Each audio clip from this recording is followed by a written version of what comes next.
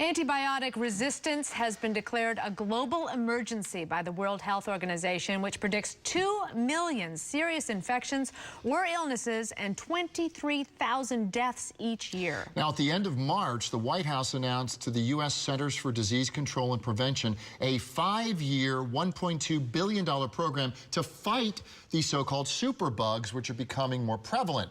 Herbal Pharmacist Dave Foreman is here with more on this. We're talking about a very serious issue because who has not been prescribed antibiotics in their lifetime? And we are just inundated by them. Yeah, I found this really interesting study that they did. They found out the average American consumes 1 course of antibiotics a year. So what I did was some more than that. Some more than that. Actually, in some states where had more prevalence of infections. So that jar right there represents what the average American will consume in antibiotic tablets or capsules in their lifetime. Wow. Yikes. It's over 1,600, and I literally counted each one individually. Just kidding. So the more we have, the more these antibiotics become resistant to whatever we're trying to fight. Yeah, more staggering though that 80% of the antibiotics manufactured in the United States end up going into the agriculture industry.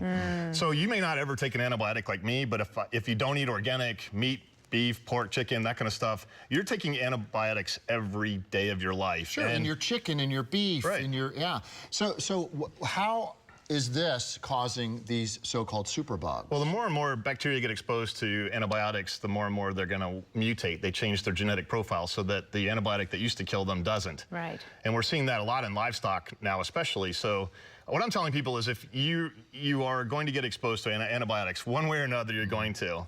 So as opposed to taking, and Jerry, you said earlier, like if I ever have to take an antibiotic, maybe I'll take a probiotic. Oh, no, that's the only time I take probiotics. But what you're suggesting is we should all be taking probiotics all the time? Right. I was just teaching a group of medical doctors that I think a probiotic is something that you need to take on a daily basis. It's more important than your multivitamin. Really? Especially when we're talking about superbugs and prevention. So taking, and I've got an example. These are my probiotics from home. Okay. It's just a little tablet, but it's specifically made with a technology called GI Guard. And what GI Guard does is it protects these bacteria from your stomach acid. If you take a probiotic, stomach acid's probably going to kill those bacteria, just like it would any other type of bacteria. You want it to get through to your small and large intestine. So taking something like a probiotic that has GI Guard, and like I said, this is the one I use, so it protects all the good stuff in here from acid, gets to the small intestine, expands and... But do you get enough probiotic if you eat yogurt? No, new studies out of Europe are showing that even the food sources of probiotics like kefir and yogurt and sauerkraut really aren't as effective as truly taking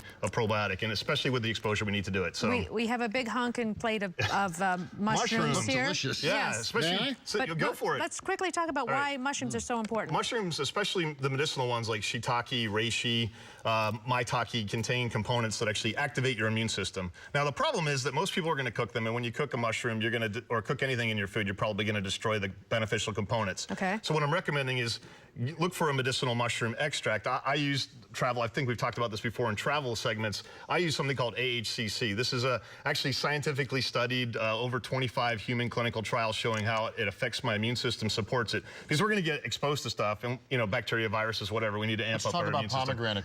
Pomegranates are super high in antioxidants, and anytime we can consume more antioxidants, we're going to boost our immune function. And they're actually tasty. You can buy pomegranate juice.